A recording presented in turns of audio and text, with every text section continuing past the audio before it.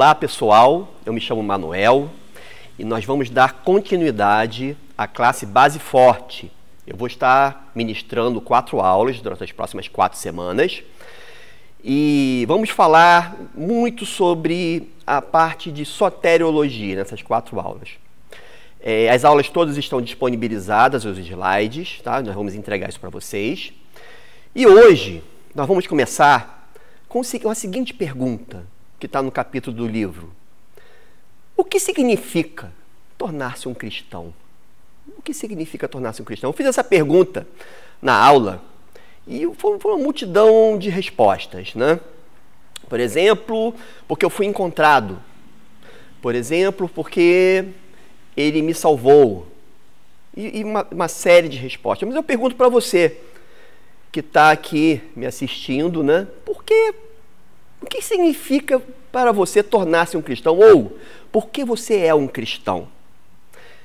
E essa é uma pergunta ampla e difícil, às vezes, para nós respondermos, né? E eu procuro, nessas 4 aulas, principalmente as próximas 3, explicar por que nós nos tornamos cristãos. Então, a gente tem uma série de respostas, assim, no mundo, quando se fala isso, né, no dia a dia. Frequentar a igreja, ou aquele que ama Jesus, ou aquele que cumpre as leis de Deus, ou quem foi salvo por Cristo. Por que eu sou um cristão? Na verdade, pessoal, o que nós vamos falar agora nessas próximas 4 aulas é que você e eu, nós somos cristãos porque Ele nos amou. Eu vou mostrar para vocês que a salvação é do início ao fim uma obra do Deus justo e de amor. Então, vamos começar a nossa exposição do seguinte. A salvação é um problema. Qual é o problema da salvação? Nós temos um Deus que é santo, em seus atributos. Ele é justo, também é amor, mas ele não muda. E por ser justo, ele não tolera o pecado. E temos do outro lado o homem, com a sua natureza caída, o homem pecador. Então temos um Deus justo, que não tolera o pecado, e um homem pecador. Deus justo, que não pode mudar os seus atributos. Ele não pode deixar de ser justo para ser amor. Ele é amor e justiça ao mesmo tempo. E o homem, que não consegue por si só mudar esta condição na qual ele existe, que é de pecador. Então, o destino reservado para o pecador sem salvação é a ira eterna de Deus. O reformador Martinho Lutero, ele colocava de forma muito interessante assim: aqui há um problema que precisa de Deus para ser resolvido. Ou seja, é um problema difícil, impossível, solução impossível, mas para Deus nada é impossível. E por isso, gente, meus amigos, é que nós precisamos de Deus para a nossa salvação. A salvação, a doutrina da salvação, do início ao fim, é uma obra de Deus, como eu vou mostrar para vocês.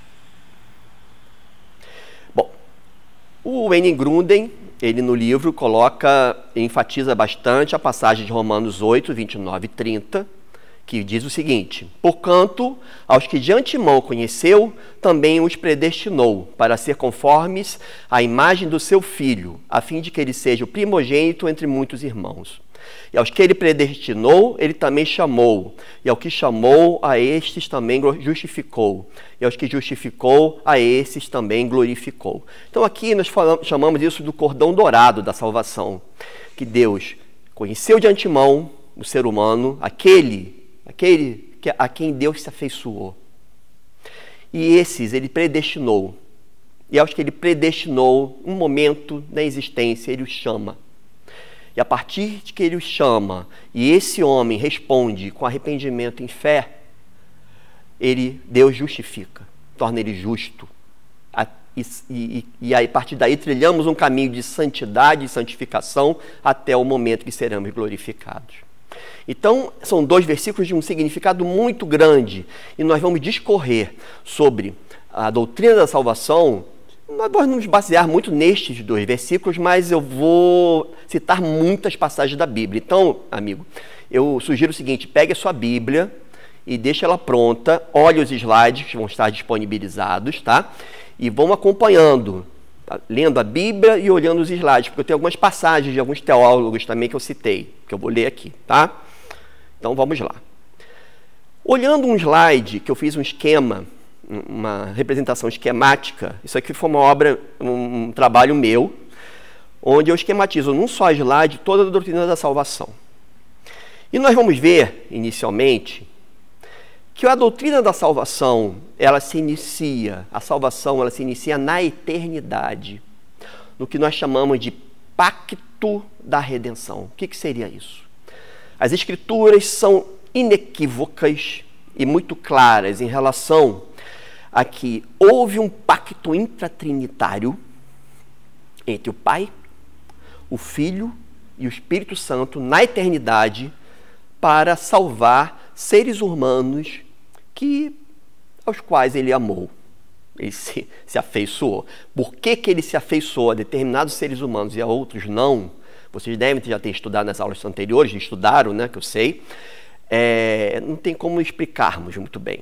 O fato é que na eternidade houve um pacto intratrinitário onde o Pai elege pecadores para salvar. O Filho aceita vir ao mundo para expiação e redenção, tá? Para se entregar na cruz, tá? E para que a justiça dele viesse para nós e os nossos pecados caíssem sobre ele. E o Espírito Santo, hoje, na história da igreja, ele aplica essa obra do Filho e regenera o coração do homem. E a partir daí temos a doutrina da salvação. Então está bem esquematizado aqui no slide. Esse é o pacto da redenção. E o pacto da redenção, ele vai salvar homens que já estão mortos nos seus pecados e delitos. Então, nós nascemos já com o pecado original. O nosso destino eterno é a ira de Deus. Por nós mesmos, nós não conseguimos mudar esta situação. Mas Deus, no seu eterno amor e misericórdia, decidiu nos salvar. Ele decidiu salvar seres humanos. Ele se afeiçoou por mim, por você. E nesse amor eterno de Deus, ele resolveu nos salvar. E aí, gente, nós temos aqui evidências escriturísticas, né, das Sagradas Escrituras, do pacto da redenção. Então vamos lá. Em Efésios, podem abrir as Bíblias, em Efésios 1, 4. O que está escrito? Assim como nos escolheu nele antes da fundação do mundo, para sermos santos e irrepreensíveis perante ele e em amor. Você vê que é bem claro que ele nos escolheu antes da fundação do mundo, antes do mundo ser mundo, antes de você nascer, antes da existência de todas as coisas e do cosmos. Então, ele nos escolheu. Se for abrir em Efésios 3:11, nós podemos ler: segundo o eterno propósito que estabeleceu em Cristo Jesus, nosso Senhor. O eterno propósito, um propósito de te salvar, de me salvar desde a eternidade em Cristo Jesus. Em João 6, 38 a 40, é uma passagem que eu vou citar muito nas aulas, que fala o seguinte, Jesus fala o seguinte: porque eu desci do céu, não para fazer a minha própria vontade, e sim a vontade daquele que me enviou. E a vontade de quem me enviou é esta, que nenhum eu perca de todos os que me deu. Pelo contrário, eu ressuscitarei no último dia. De fato, a vontade de meu Pai é que todo homem que vir o Filho e nele crer tenha vida eterna, e eu o ressuscitarei no último dia. Veja bem, essa é uma evidência muito clara do pacto da redenção, onde o Pai elege, o Filho vem ao mundo, ele faz a expiação e salva. E nós cremos através da ação do Espírito Santo, porque a fé é dom de Deus. A fé é dom de Deus. Então são algumas evidências claras aqui, né? Bom, então nós entendemos nessa primeira parte que há um pacto da redenção, que Deus decide na eternidade salvar seres humanos, alguns seres humanos, não todos, alguns. Nós entendemos que Deus escolhe alguns para serem salvos. Agora, como isso é feito, né? Sim, É isso que ocorreu na eternidade. Mas como isto é aplicado à vida do homem em si, na prática? Veja bem, aí é um negócio que eu acho muito lindo, porque mostra pra gente o papel da igreja. Porque Deus poderia perfeitamente aparecer em teofania para cada ser humano que ele decidisse regenerar e salvar, pregar o evangelho, a pessoa pode, com certeza, estando com o coração regenerado, ele teria arrependimento, teria fé em Jesus, estaria salvo. Mas Deus decide fazer isso através da igreja e através de seres humanos. De que forma? Através do que nós chamamos de pregação do evangelho, pregação. Ou, na teologia reformada mais clássica, nós chamamos isso de vocação.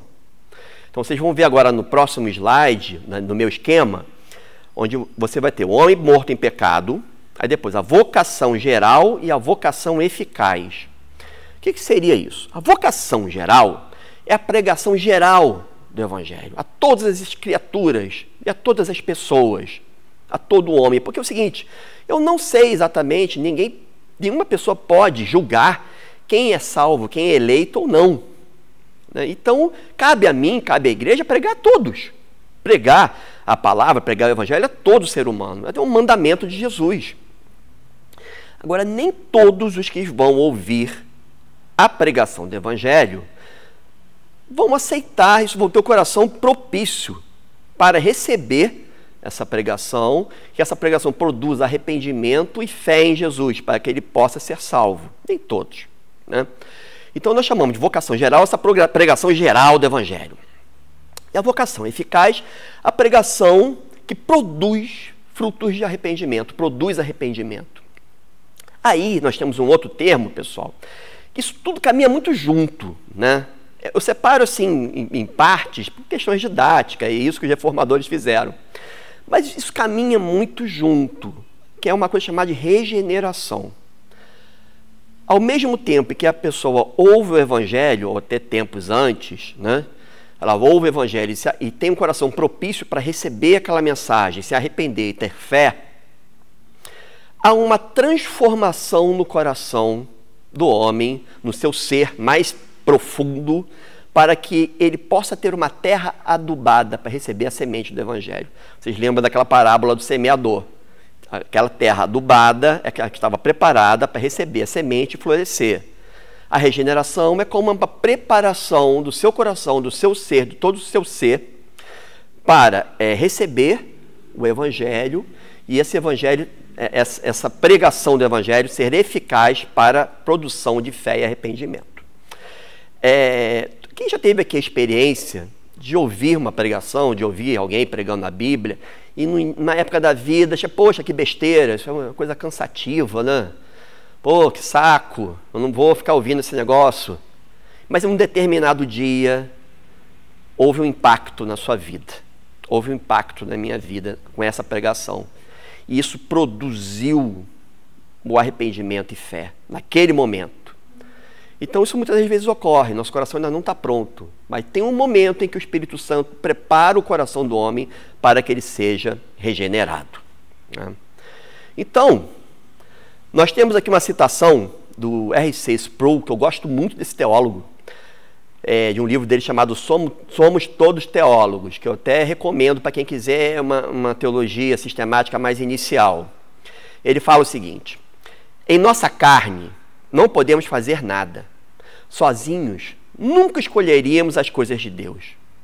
Embora estejamos numa condição de morte espiritual, andando de acordo com o curso deste mundo e obedecendo às paixões da nossa carne, Deus nos vivifica.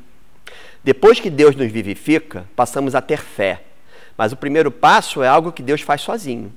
Ele não cochicha em nosso ouvido: você gostaria de cooperar comigo? Pelo contrário, Deus intervém por meio de seu Espírito Santo para mudar a disposição do coração de pessoas espiritualmente mortas. Então isso acontece, Deus intervém no nosso coração e prepara ele para que nosso ser esteja apto a receber a pregação do Evangelho e que isso produza frutos. Que isso produza frutos de arrependimento e produza fé, que também é um dom de Deus, como eu vou falar em outra aula. Então vamos lá. Vamos falar um pouquinho, alguns versículos, algumas passagens das Sagradas Escrituras que falam sobre a vocação eficaz. Em Mateus 22, 14, porque muitos são chamados, mas poucos escolhidos. Ou seja, muitos são chamados, é a vocação geral. Poucos são os escolhidos, são os que atendem essa pregação geral do Evangelho, os que se convertem com ela. João 6, 44. Ninguém pode vir a mim se o Pai que me enviou não o trouxer, e eu ressuscitarei no último dia. Eu já até citei isso aqui antes, né? Ou seja, o Pai tem que trazer, o Pai regenera o salvo. Tá? O Pai, através do Espírito Santo, ele regenera o salvo. Olha uma coisa muito interessante que está em Atos 16, 14, sobre a Lídia, a mulher chamada Lídia. Certa mulher chamada Lídia, da cidade de Tiatira, vendedora de púrpura, temente a Deus, nos escutava. O Senhor lhe abriu o coração para atender às coisas que Paulo dizia. Veja bem, aqui está bem claro que o Senhor, através do Espírito Santo, abriu o coração de Lídia. E a partir daí ela conseguia atender a todas as coisas que Paulo dizia. Olha só uma evidência interessantíssima no Novo Testamento da regeneração e da vocação eficaz. Uma nova passagem que tem em 2 Coríntios 4, 6, fala o seguinte: porque Deus, que disse, das trevas resplandecerá a luz, Ele mesmo resplandeceu em nosso coração, para a iluminação do conhecimento da glória de Deus na face de Cristo. Ele mesmo resplandeceu no nosso coração. Ele transforma o nosso coração. Para a iluminação do conhecimento da glória de Deus na face de Cristo. A glória de Deus que se manifestava em Cristo, que se manifesta em Jesus. E o salvo, ele vai ter essa luz que resplandece a partir do momento em que Deus faz isso na nossa vida. Então, são evidências da vocação eficaz que caminha junto com a regeneração, que eu vou falar um pouquinho mais de detalhe daqui a pouco. Bom, veja bem, tem aqui uma citação do Anthony Roquema, que escreveu um livro, tem um livro muito interessante sobre salvação, que é chamado Salvos pela Graça, que é um livro um pouco mais denso. Isso aí é para quem está no nível, assim, quer estudar esse assunto de forma profunda, eu recomendo esse livro, Salvos pela Graça. E ele fala o seguinte: somente quando Deus brilha em nós, pela luz do seu Espírito, é que obtemos algum proveito da palavra. A vocação interior, a qual só é eficaz e peculiar ao eleito, é distinta da voz de homens que vem do exterior. Essa voz de homens, essa voz de gente pregando o evangelho que vem do exterior, ela só vai ser proveitosa e eficaz, ela só vai ter efeito na vida do homem, do salvo, quando Deus brilha em nós através da luz do seu Espírito. Quando, através do seu Espírito, ele transforma esse coração e ele fica propício a receber o evangelho. E isso vai produzir frutos. Outra passagem legal aqui, é uma citação do C.S. Lewis, que está escrito no livro do Anthony Roquema, também desse mesmo livro que eu falei antes, tá? Ele fala o seguinte, e eu acho o C.S. Lewis um sujeito inteligentíssimo, as colocações dele, os livros são muito legais, né? Ele fala o seguinte: os cristãos não são apenas pessoas boas, são ou supõe-se que sejam pessoas novas. C.S. Lewis, em Mere Christianity, emprestando duas palavras gregas, distingue dois tipos de vida: a bios e a zoe. Bios é o tipo de vida que todas as pessoas têm, a vida biológica, mantida pela comida, pelo ar, pela água, mas que no final termina em morte. E zoe, por outro lado, é a vida espiritual, o tipo de vida que Deus nos dá quando nascemos de novo, a vida eterna. Esses dois tipos de vida, Deus continua. Não são apenas diferentes, elas são opostas entre si. Bios é basicamente centrado em si mesma, ao passo que Zoe é centrada em Deus e nos outros. Ou seja, o bios é aquela vida em que você vai vivendo a vida, chama deixa a vida me levar, né? Aí ele vai fazer trabalhando, se alimentando, ganhando dinheiro, fazendo as suas coisas no dia a dia, sem pensar no que vai acontecer. Tá? Eu falo o seguinte, que as pessoas vivem com uma grande certeza, que é a morte. Vivem como se estivesse, assim, como se não houvesse a morte, mas a certeza é que todos morrerão. A passo do que o cristão, que leva uma vida zoe, é um tipo de vida onde há uma regeneração. Nós somos novas criaturas, nós nascemos de novo. Então a nossa vida tem mais propósito, tem um propósito muito diferente. Porque nós sabemos que vamos morrer, mas a nossa morte significa uma vida eterna. Então isso mostra o seguinte: o cristão genuíno, o cristão convertido, ele tem uma grande esperança. Porque nós sabemos que não acaba aqui, não acaba nessa existência. O que vem depois, as promessas que estão nas Escrituras, que se cumprem, são mais maravilhosas do que essa vida que a gente leva, de qualquer prazer que a gente possa ter aqui nessa vida. Então, com esse texto eu introduzo o que eu vou falar sobre regeneração. A regeneração faz que o cristão pare de ter uma vida apenas bios e passe a ter uma vida zoe. Uma vida regenerada, uma vida de um novo nascimento. Então, desse trecho genial do C.S. Lewis, a gente pode entender bem o que é a regeneração. Poxa, mas a regeneração está nas Escrituras? Como é que é isso? Veja bem, é bem claro. Quando Jesus teve um diálogo com um teólogo da época, um religioso da época, Nicodemos, que era um fariseu, doutor na lei, que entendia todas as coisas, Jesus respondeu o seguinte para ele: em verdade, quando ele falava isso, em verdade, quando isso está nas Escrituras, pode ter certeza, vai vir uma grande doutrina. Te digo que, se alguém não nascer de novo, não pode ver o reino de Deus. É necessário que você tenha a vida zoe, não apenas a vida bios.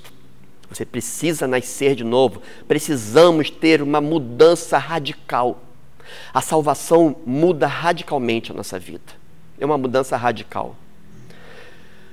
Na segunda passagem, que é João 1, 12 e 13.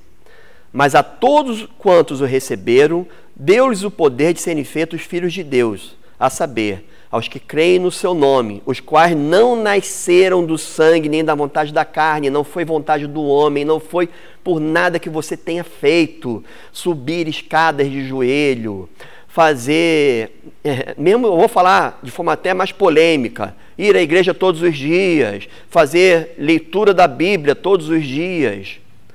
Não depende de atos humanos, nem da vontade do homem, mas de Deus. O teu nascimento, a nossa conversão, a minha conversão, vem da vontade de Deus. Vem pela ação de Deus no meu coração. Por quê? Porque Ele me amou. Porque Ele te ama. Porque Ele me ama. Porque Deus decidiu te amar. Decidiu me amar. Decidiu se afeiçoar por você. Então, a partir daí, eu vou salvar. E Ele transforma o seu coração e você recebe a obra expiatória do seu Filho na cruz. Então, eu tenho passagens aqui do Antigo Testamento sobre a regeneração muito interessantes também. Isso não está só no Novo Testamento. No Antigo Testamento isso é bem claro. Por exemplo, em Deuteronômio 36. O Senhor, teu Deus, circuncidará o seu coração e o coração da tua descendência, para amares o Senhor, teu Deus, de todo o coração, de toda a tua alma, para que vivas. Veja, quando a Bíblia trabalha a questão do coração, isso quer dizer o seguinte: é algo que existe de mais profundo no seu ser, de mais profundo, de mais íntimo, profundo, coisas que só Deus pode penetrar, né? Então, já está ali no Antigo Testamento, a circuncisão do coração. Às vezes a gente se pensava muito na circuncisão mesmo, que era cortar um prepúcio. Mas para Deus interessava a circuncisão do coração. A aliança dele é toda baseada nesta circuncisão do coração. Aí uma segunda passagem, que está em Jeremias 31, 33, fala o seguinte: porque esta é a aliança que firmarei com a casa de Israel. Depois daqueles dias, diz o Senhor, na mente lhes imprimirei as minhas leis, também no coração lhes escreverei. Eu serei o seu Deus e eles serão o meu povo. Deus escreve as leis no coração. É uma obra totalmente divina. A regeneração. E para que a pregação do Evangelho, que é uma obrigação nossa, de todo cristão, seja eficaz. Agora, tem uma passagem que está em Ezequiel, e os profetas, eles falavam muito disso, por quê? Porque o profeta falava muito da quebra da aliança na época, da quebra da aliança do povo de Israel. Então se falava muito da questão do coração, e na restauração de Israel se falava muito da regeneração do coração. Então em Ezequiel 11, 19 e 20, e tem uma outra passagem em Ezequiel 36 que também fala isso, ele fala o seguinte: dar-lhes-ei um só coração, espírito novo porei dentro deles, tirarei da sua carne o coração de pedra, e lhes darei coração de carne, para que andem nos meus estatutos e guardem os meus juízos e os executem. Eles serão o meu povo e eu serei o seu Deus. Então preste atenção. Deus transforma o coração do homem. Ele regenera, ele pega um coração de pedra, que é um coração não funcional. Foi bem, um coração de pedra não funciona. E um coração onde não penetra sangue nenhum, né? Não penetra vida no coração de pedra. E transforma esse coração de pedra num coração de carne, um coração verdadeiro, que cumpre a sua função. Para que se convertam, né? Para que se convertam, que tenham arrependimento e fé, e a partir da conversão andem num processo que nós chamamos de santificação. Que andem nos meus estatutos e guardem os meus juízos, e os executem. Eles serão o meu povo e eu serei o seu Deus. Isso é uma frase da aliança de Deus. Eles serão o meu povo e eu serei o seu Deus. Nós, como cristãos hoje, nós temos um coração regenerado, nós estamos convertidos, somos justificados, por isso eu vou dar essa aula, para ser a próxima aula, e a partir daí temos uma caminhada até o dia final da nossa morte, ou se Jesus voltar antes, onde seremos glorificados. E nessa nossa caminhada, nós buscamos andar nos estatutos e nos juízos de Deus, sem ser legalista. Lógico que nós somos pecadores, muitas das vezes nós caímos, nós não conseguimos, mas isso nos incomoda. Então, para o crente, isso incomoda. E o crente busca se aperfeiçoar cada dia mais até chegar ao dia em que será a obra perfeita. Nós vamos ter uma aula também sobre santificação, que será muito legal, muito interessante. É uma batalha, a santificação. Mas vai ser bem interessante mostrar como Deus atua na nossa santificação. Então, gente, fazendo uma recapitulação aqui da aula, nós falamos então do pacto da redenção que foi feito na eternidade, onde Deus decidiu, um pacto intratrinitário que decide salvar pecadores. Deus escolhe, o Filho aceita vir a esse mundo e morrer na cruz para que ele recebesse os nossos pecados e nós recebêssemos a sua justiça, e o Espírito Santo aplica isso a um coração que no momento da existência será regenerado, e esse coração regenerado estará propício como uma terra adubada a receber a semente do Evangelho. Um Evangelho que tem que ser pregado a todas as pessoas e a todas as criaturas, a todas as pessoas, porque eu não sei quem é o eleito ou não. Então a minha obrigação é pregar para todos. Mas dentre desses todos, haverão seres humanos que foram amados de uma forma toda especial por Deus, que é o chamado amor complacente de Deus, em que ele decidiu salvar. E a esses ele regenerou o coração. E essa pregação vai gerar conversão e frutos. É a pregação eficaz do Evangelho. Bom, pessoal, a nossa primeira aula é isso. Até a próxima aula, onde nós vamos falar sobre justificação e adoção. Não percam!